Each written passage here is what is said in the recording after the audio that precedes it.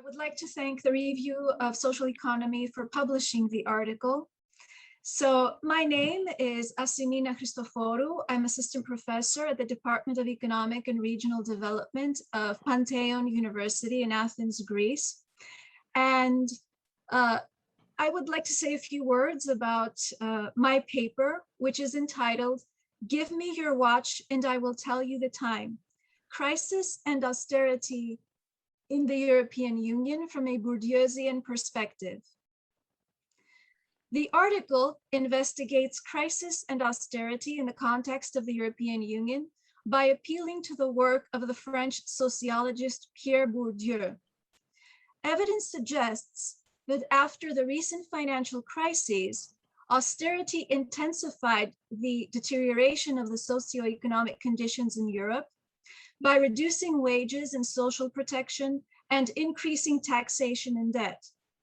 Doubts were raised about the social welfare vision of the EU.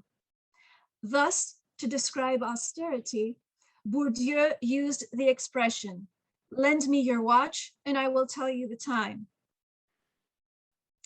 The article discusses Bourdieu's contribution to socioeconomic research, especially research on crisis and austerity, which introduces dimensions and structures of the economy and society that have been rather understudied, namely the symbolic dimensions of the economy, the structures of distinction and domination, and processes of legitimization and reproduction of these structures. To explain crises and austerity within the EU, we apply Bourdieu's analytical framework, which focuses on the domination of the financial field and the ascendancy of neoliberal policies, the triptych field, habitus, and capital, processes of symbolic violence and misrecognition, and struggles for symbolic power. In the article, we turn to studies versed in the Bourdieusian tradition to highlight how the classes of financiers, with the support of influential groups in the state, media, and academia, are able to impose neoliberal policies by a power that derives not only from economic capital, but also from symbolic capital, which gives legitimacy and primacy to financial stability and austerity measures. Then, we investigate EU documentation to assess social participation structures within the EU governance system and to assess the rhetoric imposed to justify austerity. As we observe, it is questionable whether member states and social partners are in dialogue or under surveillance, and whether they are subject to the policying or policing of supranational governance institutions. Apparently, market deregulation is an illusion. Extensive regulation is required to suppress all collective structures and solidarities, which could challenge the neoliberal program. To confront these conditions, we discuss Bourdieu's concept of the collective intellectual, the social scientist who responds to her social responsibility to collaborate with other groups, to uncover power relations and inequalities, and to promote alternative economic policies for social welfare. Future research on crises, financial, health, and environmental crises, and the ways we respond to them can be enriched by Bourdieu's analysis regarding processes of symbolic violence and misrecognition, and the struggles for symbolic power within the social space. In fact, in the era of the pandemic, such an analysis calls out to researchers as both citizens and scientists, and stresses that it is a matter of life and death to restore social values and concerns, and that social scientists need to seize the historical moment to protect society and the environment.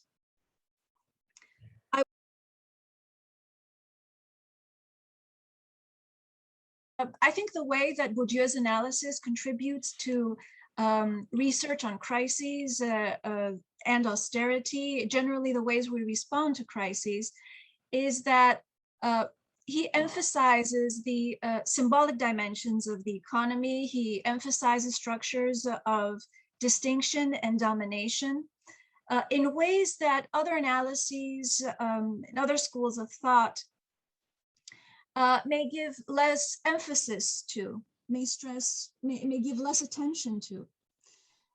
So the symbolic dimensions of the economy, meaning that in some ways, these processes are given legitimacy, these structures of domination are reproduced, and they go unrecognized as processes of distinction and domination, precisely because they are projected as being natural, being sensible and legitimate, like the laws of demand and supply of the market.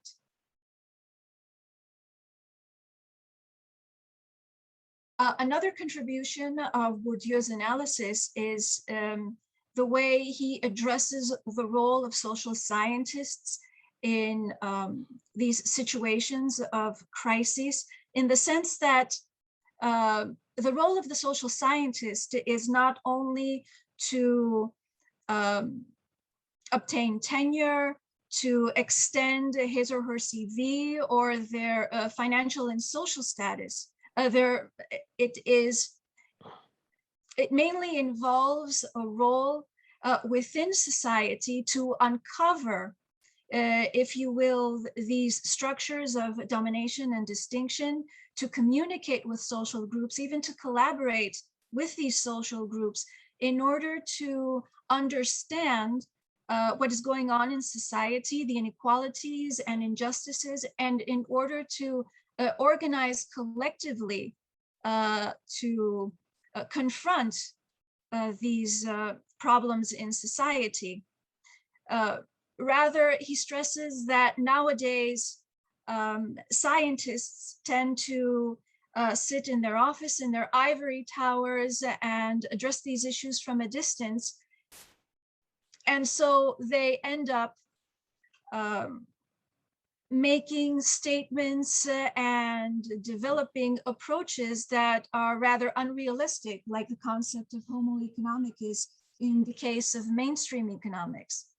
So the job that a social scientist has is to understand this reality and communicate this reality to citizens in order to actually confront these problems and to restore social values and concerns and to confront the inequalities and injustices that we have. Thank you for your attention.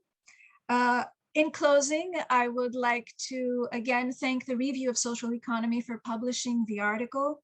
I was fascinated by Bourdieu's ideas and I was eager to share them. Actually, they helped me gain a deeper understanding about the conditions in the economy and in the society, and the conditions I myself had experienced during the crisis in Greece. So again, thank you very much for this opportunity.